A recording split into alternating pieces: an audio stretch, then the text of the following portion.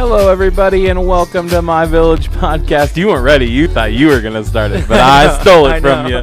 See, it changes every week, and since we're doing these in person again... I know. It's weird. It's weird. It is weird. I get to be at your house. I know. And eat food at your house that isn't your food. I know. Working out's a real bitch. Yeah. I wouldn't force that on anybody. I literally would not. I would not invite you to eat with us. Yeah. Well, I know, because I asked. Yeah.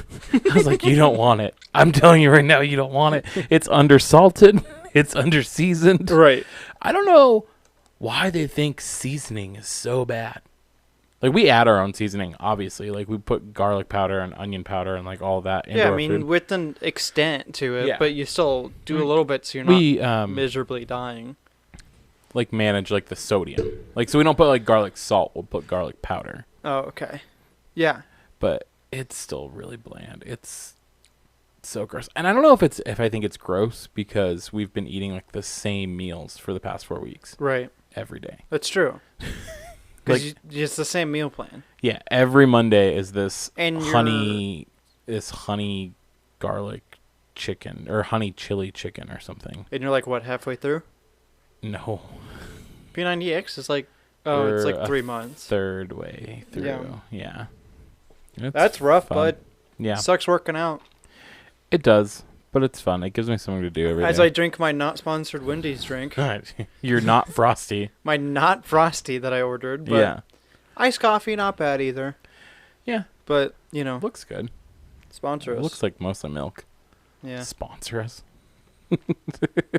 Come on, Wendy's. Come through, Wendy's. You know who really should sponsor us? Because we're going through and watching these movies and shows. Netflix. Or Yo, Hulu. What up? Amazon Prime. Hulu. Yeah. I don't know any other ones.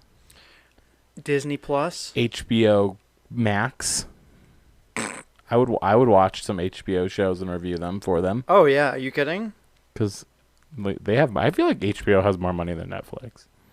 I don't know, though. I mean, I guess maybe because they were going before Netflix. Yeah, they've been around forever. Because they were around for cable TV. Yeah. It's only they jumped on the streaming game pretty late. They did. Too late. But they were still making money from... Plus. Do you know like how I didn't say Apple TV Plus? Because... yeah. Who watches their shows? Yeah. I watched one show of theirs.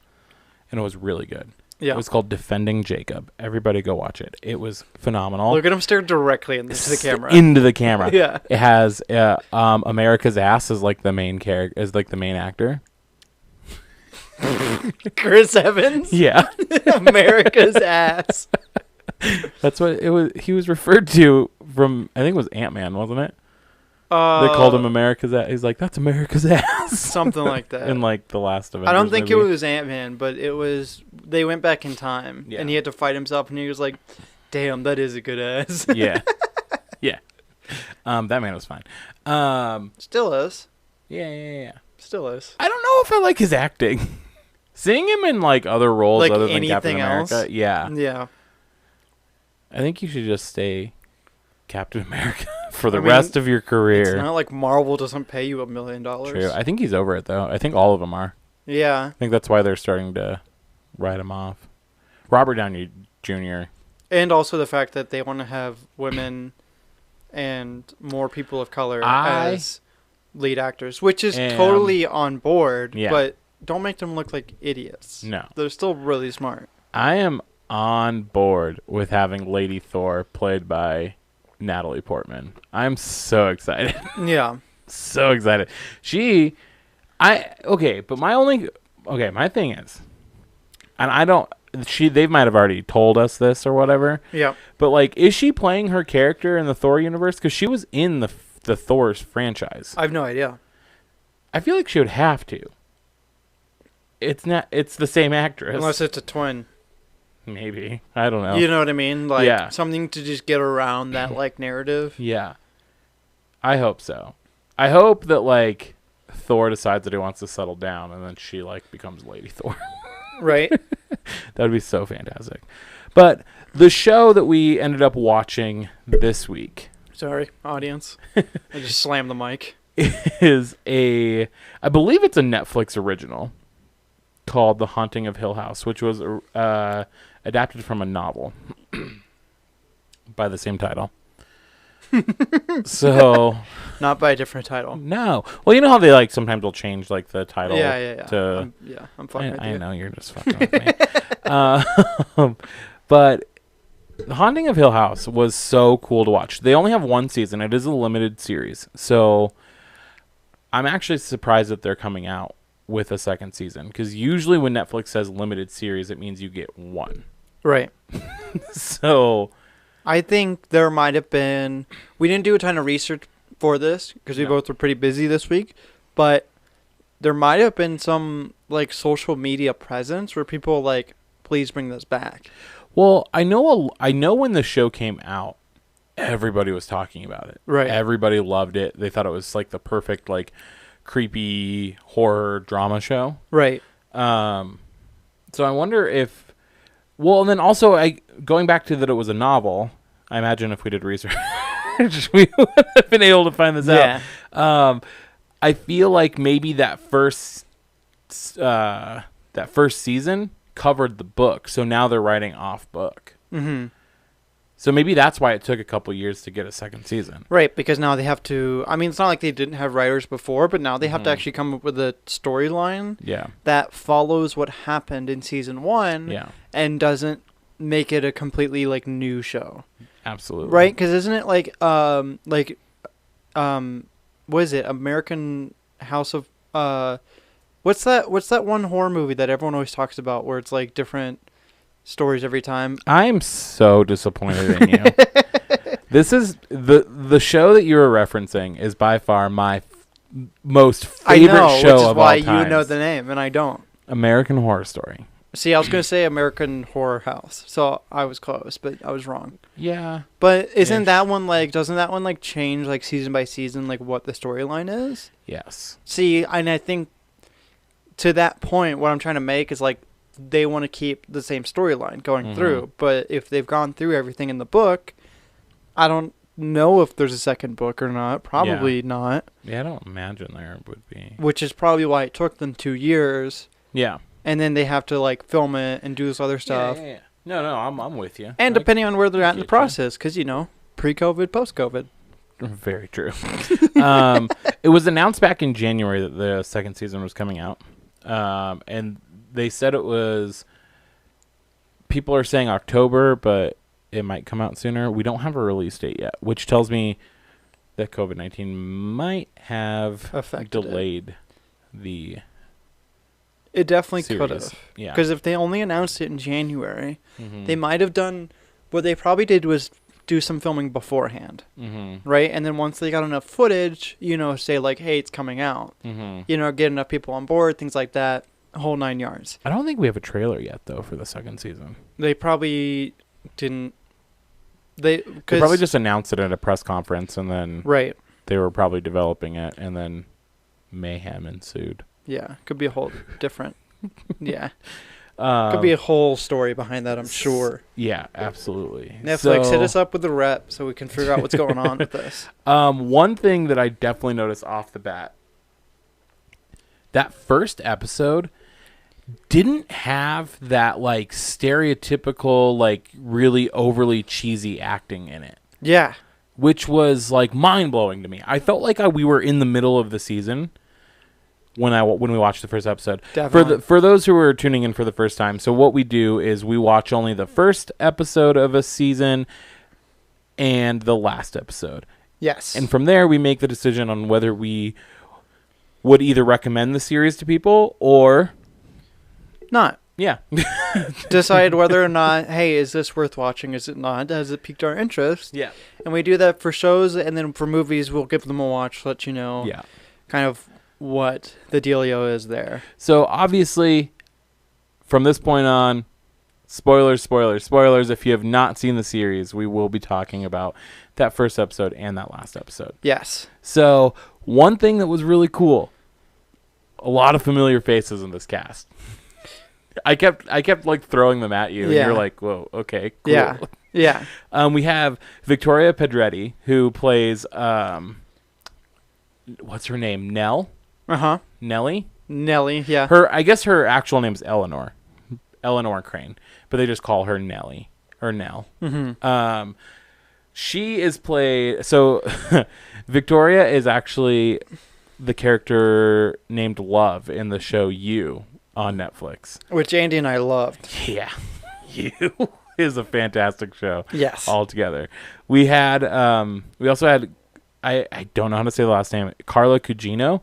She played Olivia Crane, who is their mother. She goes all the way back to the Spy Kids movie. Yeah, like in the early 2000s. Old. Yeah.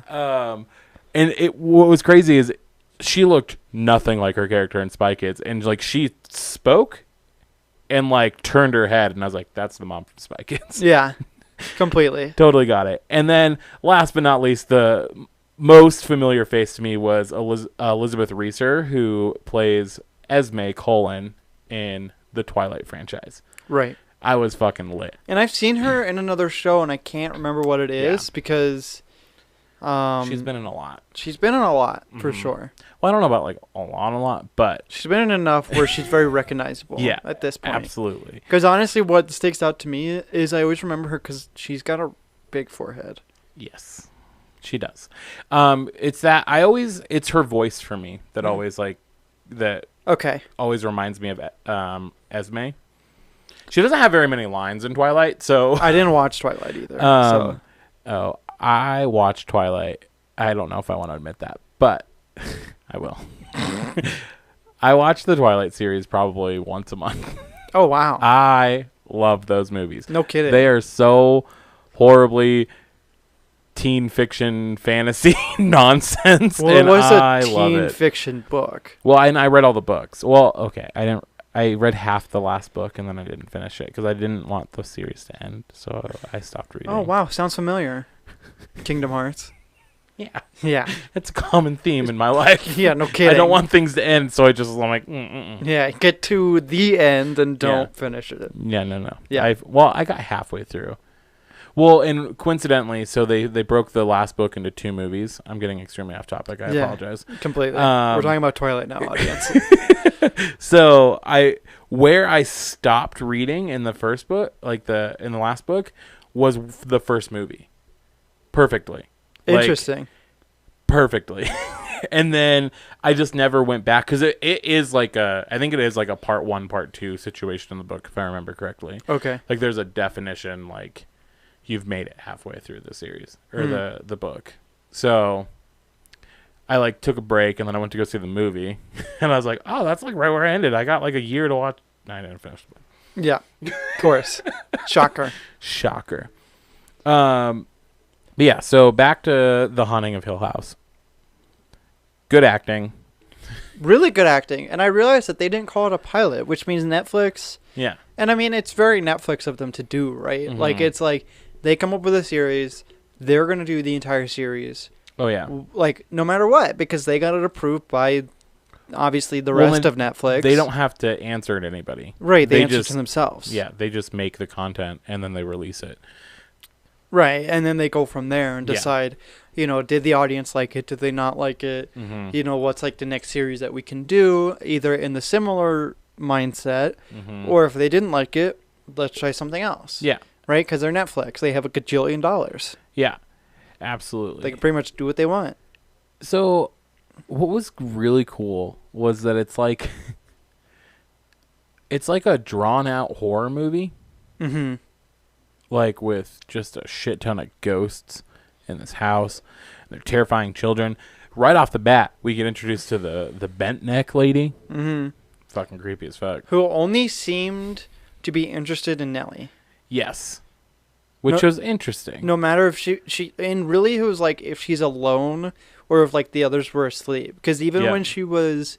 So when she was a kid, essentially is when this all started... Mm-hmm.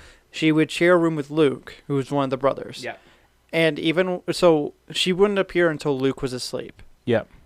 And then she tried sleeping in the like living room area. Yeah. On the couch, and Mom was there sleeping on the floor. Yep. And then at some point during the night, Mom woke up, left the room, and then Nellie wakes up from noises, and there's Bent Neck Lady over her. Yeah. Terrifying. Terrifying. Fucking terrifying. Just that long, grungy fucking hair hanging over her face. Yeah. I was like, I'm good. Yeah. I don't need this in my life. Get out, demons. But the Bent Neck, from what we saw in episode 1, didn't go after anyone else. No. Just Nellie. I feel like most of the ghosts were very focused, and this is just, I mean, like I said, we watched the first and last episode. They were primarily focused on Eleanor or Nell.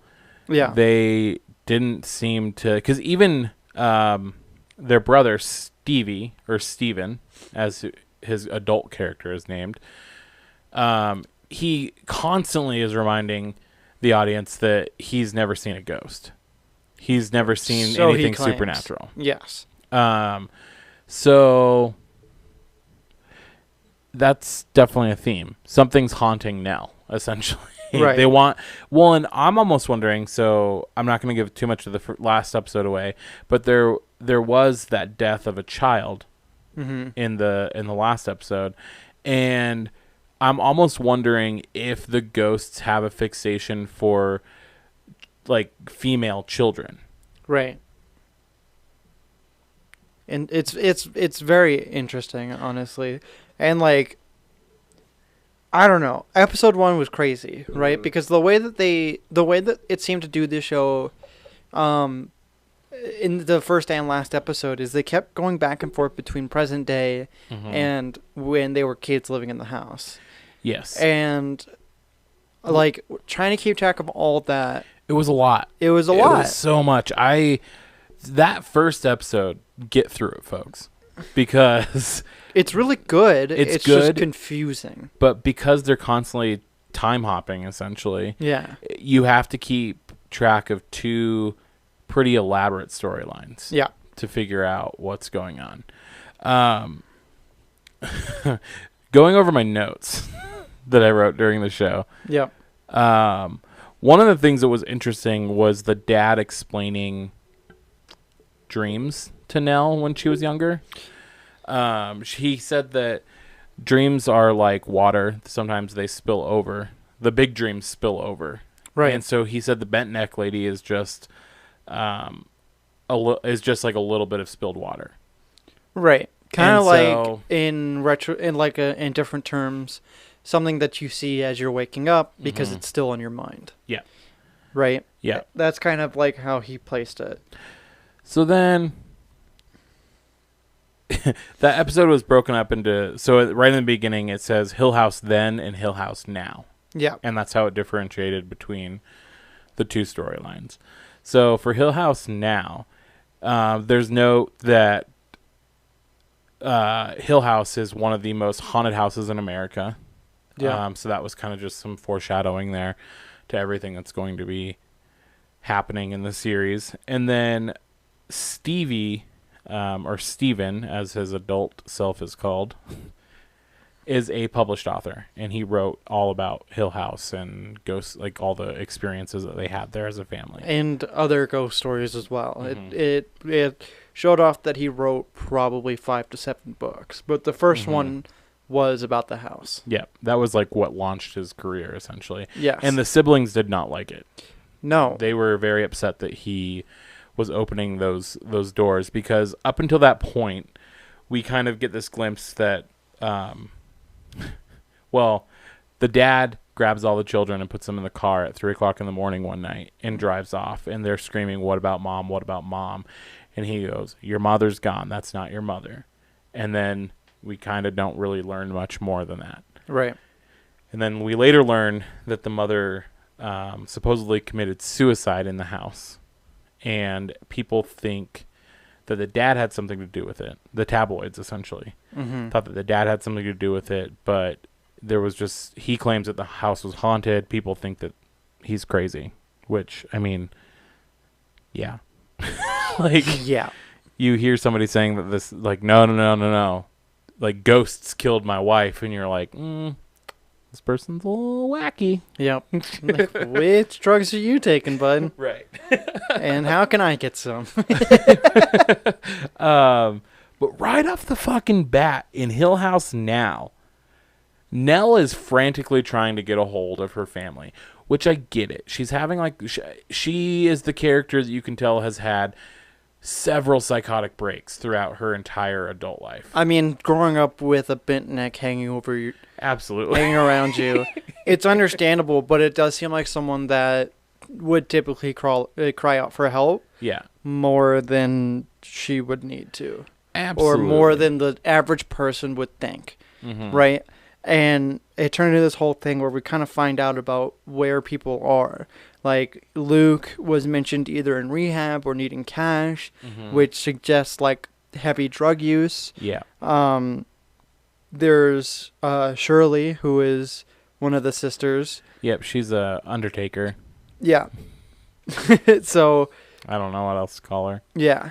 She was getting a hold of Steven as well, and was also mad about how, like, she felt like she had all the responsibility in the family or whatever. Yeah, absolutely.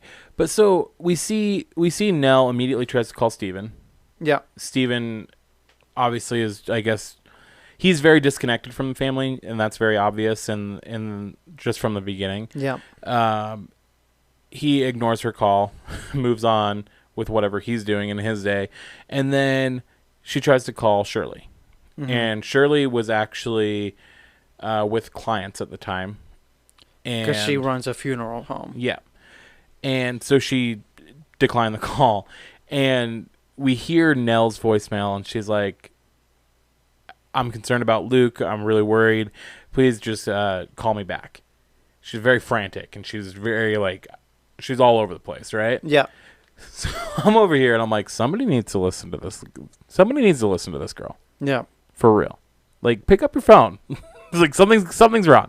But obviously, we don't know the full background. We don't know her backstory. We don't know what happened between them leaving the house and where she is now. Right. So she could do this daily, and we wouldn't really know. Not yet. Not yet. Yeah. I'm wondering if we learn that as the series kind of goes on. Right. But it'll be interesting. So then we find another sister who originally... Yeah. So in the past that we had seen in episode 1, there was Luke, Nellie, Steven, and Shirley. Yep.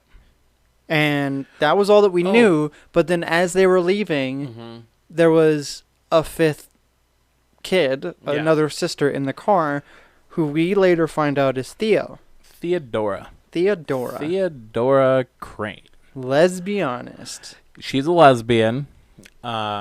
She has a little bit of a lesbian sex scene. Andy might have taken a screenshot. On accident. I didn't even know Apple TVs could do that. Yeah, we have no idea where that screenshot went. I don't either. So that's fun. It's somewhere on the internet now. Somewhere on my... Yeah, I don't know. But really quick. So when they were in the house, right after Nellie saw the bent neck lady, the dad heard Shirley talking in her sleep, and he listens to what she's saying, and she's saying that she was dancing in the Red Room. Yep. That was the first mention of the Red Room in the entire series, and the Red Room is a very important part to the entire series. Yeah. It's later on described as being the heart of the house. So we didn't know what the Red Room was. No. Very confused. Yes. And then... I don't know why we didn't put 2 and 2 together, because in that last episode, I was like, oh, it's the room with the red door. Duh. Yeah. But yeah, they said the Red Room, and everybody was like, yeah, the Red Room. And I was like, oh, well, what the fuck's the Red Room? Right. Like, all of these rooms look dark and haunted to me. Right. Totally. So, in Hill House now, at the end of the episode, the time is 3:03 a.m., which... everybody knows that's like the witching hour. Essentially, that's usually in like horror movies when shit like paranormal shit starts popping off. It's usually 3:00 in the morning. Yeah. So, every single sibling shoots out of their sleep, holding onto their neck. Yes, holding onto their neck, and somebody I think it was Shirley says, Nell is in the red room. Yeah. And I thought 2 people said it. Maybe. I don't remember who the other person was. Probably Luke. Yeah. Because Luke and Nell were really, really close. Mm-hmm. I imagine it was Shirley because she was already having dreams about the red room. Yeah. And then Luke probably because she has a really deep connection with him. But I thought that was just interesting that every sibling shot out of their sleep. Yeah. At 3:00 in the morning. Yeah. 3:03. Yeah. And as it turns out, Luke is a drug addict. Yep. Heroin. He is his adult character is introduced as he is trying to loot his brother Steven's apartment. Essentially, he gets caught by Steven holding a camera and an iPad. Yeah. And Steven just gives him a couple $100 and sends him on his way. Pretty much. And Nell called Dad and said, "Hey, Bent Neck Lady's back." Yeah. And she lied and said, well, she kind of lied. And she said, "I'm at home." In bed. She did say in bed. She did say in bed. She did lie with that part, but she did say, "I'm at home." Yeah. To which Dad said, "Go to Steven's house." Yeah, go to Steven's. Mm-hmm. He's there. He's closest. Da-da-da. Which then, because I guess Steven and his wife were having issues, he moved out. Da-da-da-da. And wife was going to send Nell to Steven's apartment. Yep. And that's where Steven came home, found Luke there as the drug addict wanting money with the iPad and the camera. So, Steven goes into his apartment. Yeah. Lock is broken. Or door is broken. Door is broken. All the lights in the house are turned off. He turns lights on. Nell is just standing in the corner. Completely. And she scares him. And he's like, "What the fuck?" Phone starts ringing. Or he has a kind of a conversation. He kind of yells at Nell. He's like, what the fuck? Like, you let Luke just like loot my apartment and you just stood there and watched him. Like, what the hell's wrong with you? Yeah. And then the phone rings and it's the dad. Yeah. And it's very staticky and the call's breaking up. And he turns away from Nell. And the dad said, "Nell lied. She went to the house. She's dead." And then he kind of freaks out and turns around, and she's standing right behind him, screams, and he collapses. Eyes are white. Yeah. What the fuck? Did not like that part. Yeah. But like... And then disappears, and he's on the floor. Victoria Pedretti is a fantastic actress. Yeah. I don't know why she keeps getting these, like, crazy person roles, but, like, keep giving them to her because she's so good. She's really good at being crazy. She is. I fucking love it. Is she crazy in real life? We gotta look into her backstory. Right. And that's the first episode. It literally ends with, like, her creepy ass face and her wide eyes screaming. Yeah. And then, like, Steven is, like, on the ground. She disappears. And you just hear the dad, like, calling for Steven, essentially, over the cell phone. Steve. You thought that was really funny. I couldn't stop laughing. I was freaked out. I couldn't stop laughing because he just kept saying it, but in different tones. Like, Steve. I was like, clearly he's not answering you. Clearly he's not here anymore. Like, after, like, the 4th or 5th, like, hello, like, I hang up. Yeah. You know what I mean? Like, I don't say Steve 20 times and then try to, I hang up and I call again. You know what I mean? Like, that's why it was so funny to me. Yeah. Because he just kept saying it in different tones. And I'm just like, he's not there. He's on the ground having a freaking heart attack from what he just saw. Absolutely. Well, and that's what's interesting is, so up until that point, Steven has said that he has never encountered a ghost or a supernatural experience. Although, in that first episode, when he was being carried out of the house, he did see a glimpse of what was chasing Dad. He did. Which is why I feel like that's just a straight-up lie. It might just be his front. Like, he's like, yeah, no, I never saw anything. Right. So, up until that point, I guess he believed he didn't see anything. Because he was a kid, so he thinks that he just imagined it. Yeah. And then, how traumatic is that? Like, your first, I guess, supernatural experience is your freshly dead sister. Right. Screaming at your face.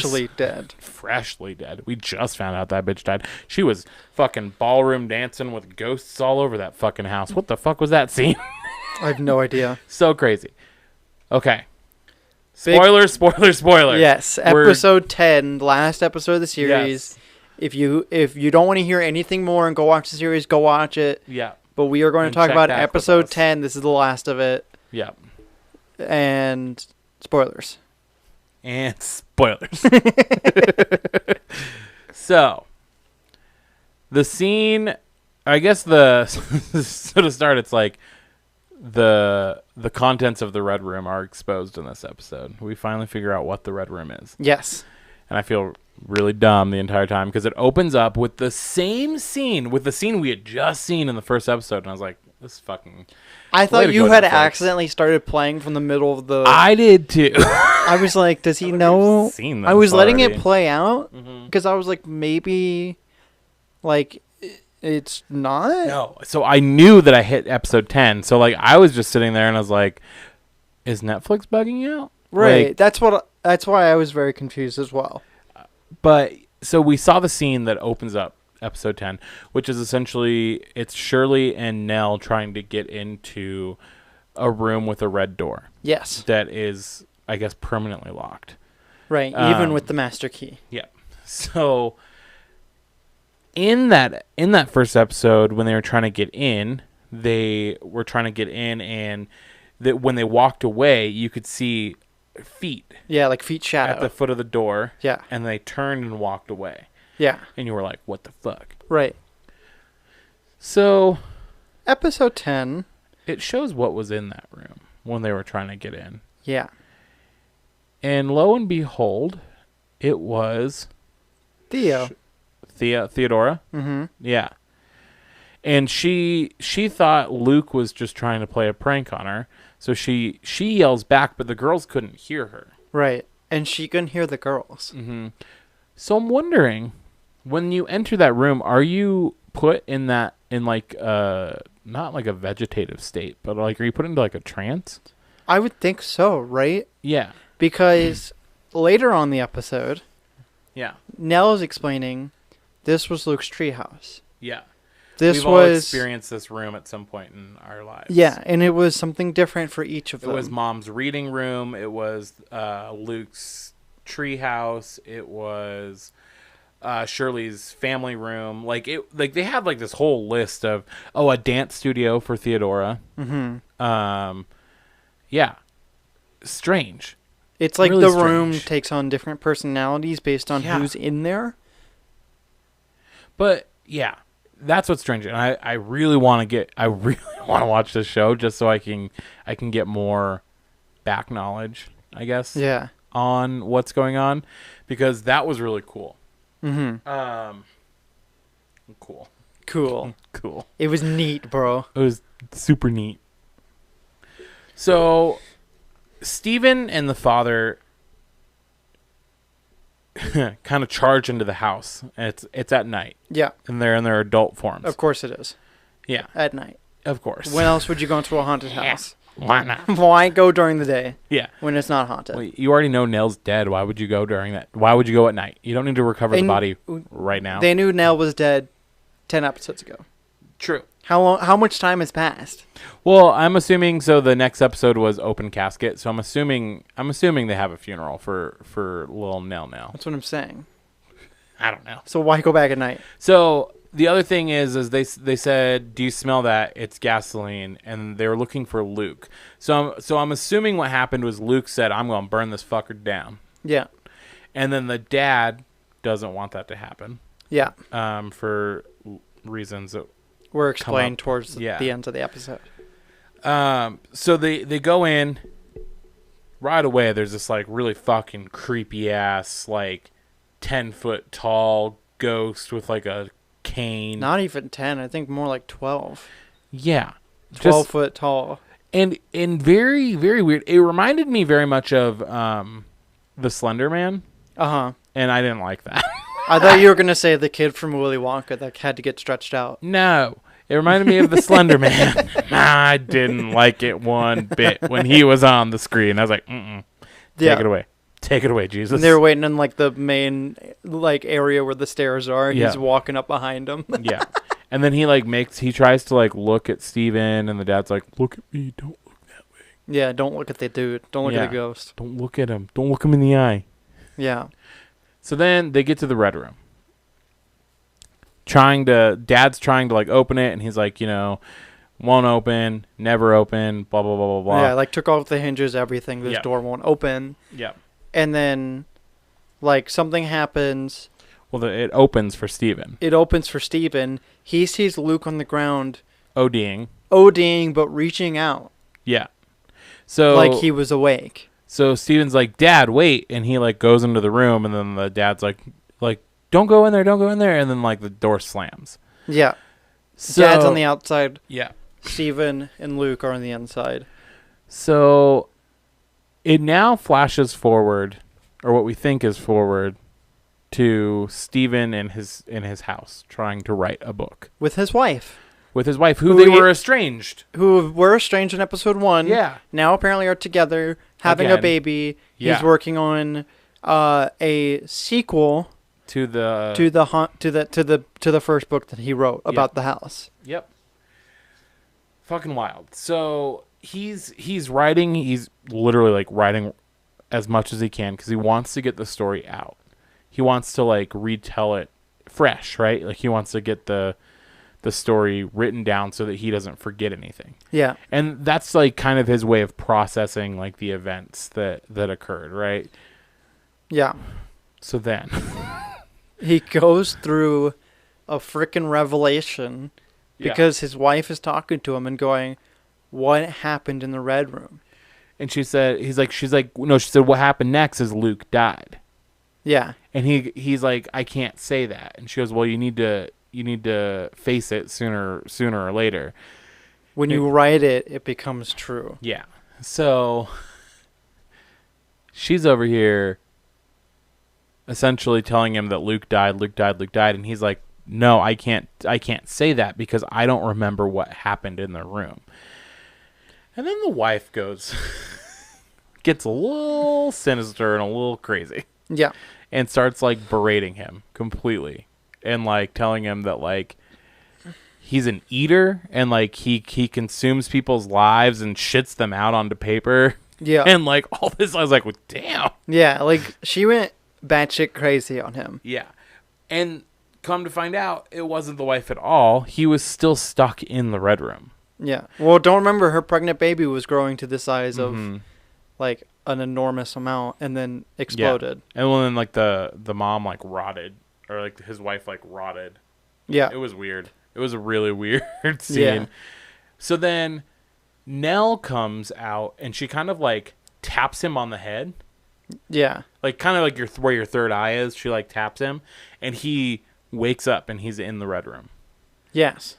And he sees Luke on the ground, just foam coming. Like Luke is clearly OD'd. Yeah. But he also sees Theodora and Shirley. Yeah. Also in the room that we didn't see before. But they're all like passed out. Yeah. They're all asleep. That's what I'm wondering. Like, if you enter this room, if you're automatically put into like that state, so like the room like seemingly kind of becomes like your own space or whatever, but it really is just like an empty room and you're just like passed the fuck out. Yeah. I don't know. And then do like the ghosts like take you out of the room? I don't know. It's weird. So yeah, so everybody kind of is going through their own, I guess like you said it best, I think like their own like personal hell essentially. Right. Like they're being forced to like combat like their inner demons essentially, and things that they've been trying to hide or things that they've been suppressing their entire lives. Yeah, so Luke was fighting the battle of trying to save his mom. Yeah. Theodora cheated on her husband with another married man at a bar. Not Shirley. Oh, Shirley did. I didn't get Theodora's. It was the whole thing. She threw a rock through the mom's greenhouse, and that was like the only time that the mom ever spanked her. Yeah. And then...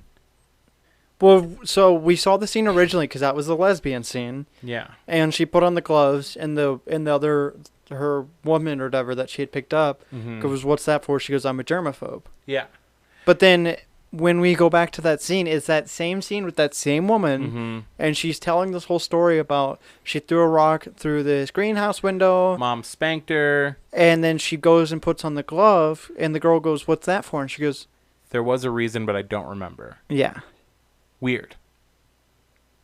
So weird. But then she lays back down, and like her lesbian lover's trying to like entice her. And then like all those creepy hands come out of the bed and start grabbing her. But then Nell comes again and like pulls her out of it. Yeah, in each one of the scenarios. Yeah, Nell is the one that like wakes them up in the red room every single time. Yeah. It's so weird. So then I almost wonder, do you think the whole thing with Luke like ODing, do you think it was just like an illusion of the room? No, because they had to carry him out. Yeah, they had to take him to the hospital. That's what was weird. So they like somehow revived Luke after like he was dead. I mean, there's no way he wasn't. He was in that house. I mean, unless we don't know like how like he could have been in that house for like 5 minutes. We don't know because we watched the first and the last episode. Yeah. So I guess in that scenario, if he got there like maybe 20, 30 minutes ahead of them, he could have just shot up the heroin. But his mouth was already foamed over. It was foamed over, and his eyes were glazed as fuck. Yeah. He was dead. Because he wasn't blinking. He was just eyes open. Yeah. The whole time. And they were like fraught, like they looked like Nell's eyes when she was dead. Yeah. In Steven's apartment in episode 1. Just glossed over, white. It was strange. Yeah, very. So then Dad gets attacked by a ghost outside the room. And he gets like knocked out essentially. So then when he wakes up, the mom, his wife, is there, who is a ghost in the house. Yep. And she kind of goes on this like, she's upset with him because he left her there essentially alone after she died and took the kids away from her. And they kind of go into this like long thing. Now, what I don't understand, so I know that the dad... Well, no, that was the bargain. The dad essentially bargained with his wife, to let the kids go free, and he will stay there with her forever. Yeah, so he died outside the room. Yeah. So that way his ghost, or whatever, was there with his wife and Nell. Yeah. But... their own... sick, twisted, happy family. And apparently now the wife controls opening the door? Yeah, so that's the part that I'm assuming it's because that family owns the house, they, like, all the ghosts are, like, subservient to them. Right. So, well, to, like, the dead ones, right. essentially. Yeah. So, what was weird was... So Steven, when they came out of the room, they were carrying Luke through the house, and right when they get out of the room, he looks to the left and he sees the dead father on the ground, but doesn't say anything to his siblings. Right. So they get outside, they load Luke into the car, and the sisters are like, let's go. And the dad's like, no, Steven and I have one more thing to do. We'll meet you at the hospital. And they're like, okay. So then we find out what happens to we get a glimpse of like what happened to the wife. Yeah. Steven's mom. And I'm confused by that part because I don't know if it was suicide. I have no idea because it's not like so the stairs are spiral and have railing, and where she was when she died, she couldn't have fallen off the stairs that way. And think of it as like it's a like iron spiral staircase. Yes. But it goes up to like I would say like the second or the third story of the house. Probably the third. It looks too high to be the second. Yeah. And she was at the foot of the spiral staircase. Not like, I feel like if she had jumped off the ledge, she would have been further out. But if she tripped off the ledge, I don't know. I feel like if she had tripped off the, like, she would have had to be, like, lunge past the spiral staircase. Otherwise, like, her body would have been, like, entangled on the staircase. Does that make sense? Maybe. Because, yeah, the way that she was at the base of the stairs. So unless she, like, fell down perfectly down a fucking spiral staircase. Right, but that's the thing is, like, there was more balcony area than just the stairs. Yeah. It wasn't just, like, going into the stairs. Mm-hmm. So, like, my thought is, like, either, like, she fell, like, over the railing, maybe did a flip or something. Maybe. Or she did commit suicide, but the way that she did it was she just climbed over the railing, stepped on the floor, you know, just on the other side, and then just fell over. Maybe. So essentially, what it shows is younger dad pulls up to the house, and he runs inside, and he's looking for the wife.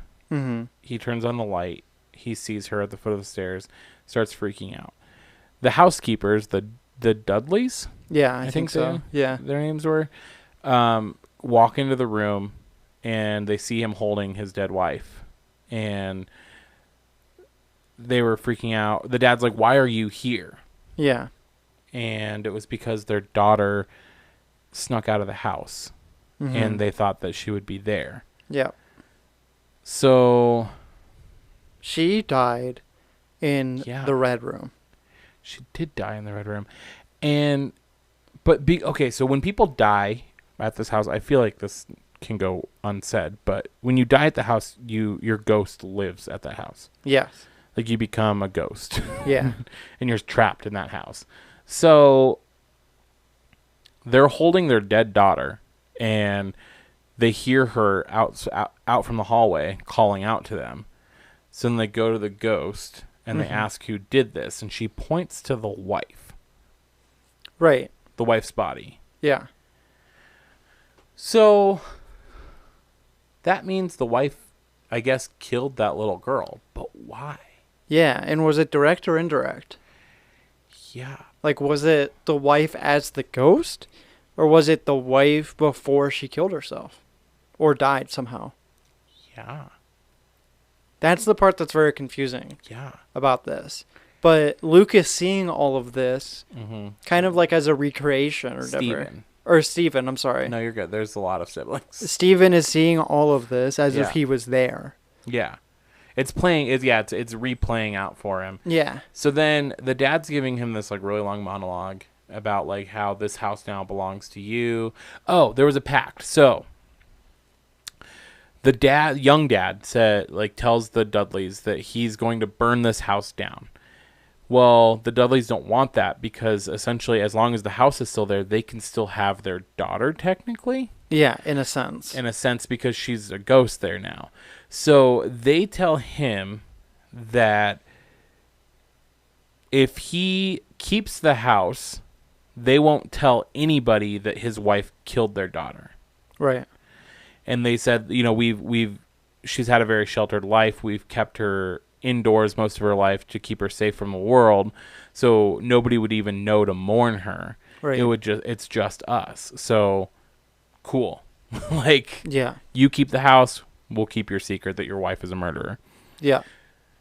So that was like the pact that was made with the two families, which explains why in episode 1 only the Dudleys stayed on as like the housekeepers.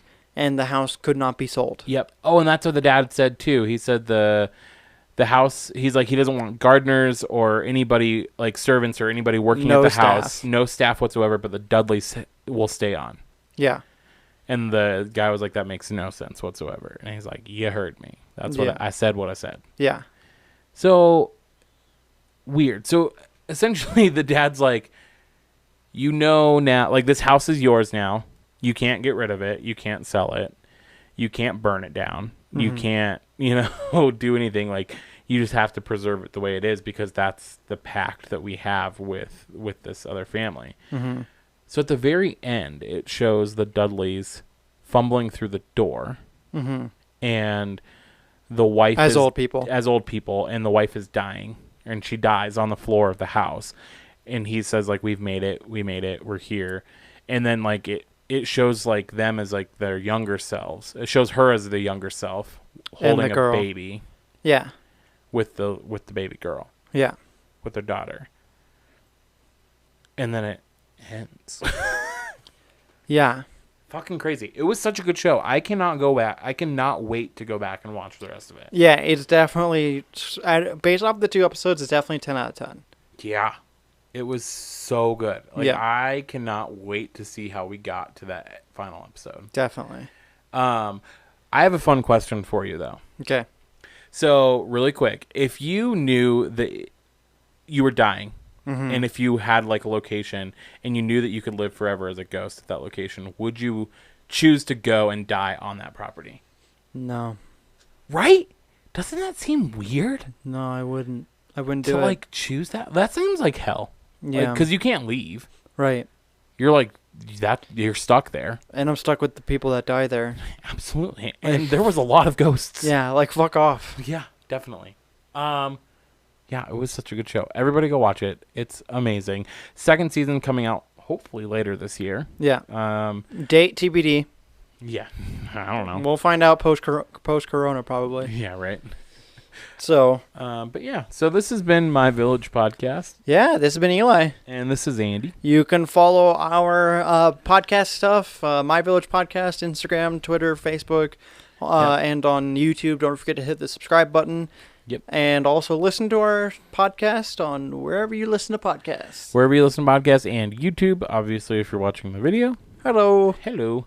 And you can follow me personally on Instagram at MVP Andy. And you can follow me at Sticky Toaster with an I. With an I. And yeah, we will catch you guys in 2 weeks. Yeah.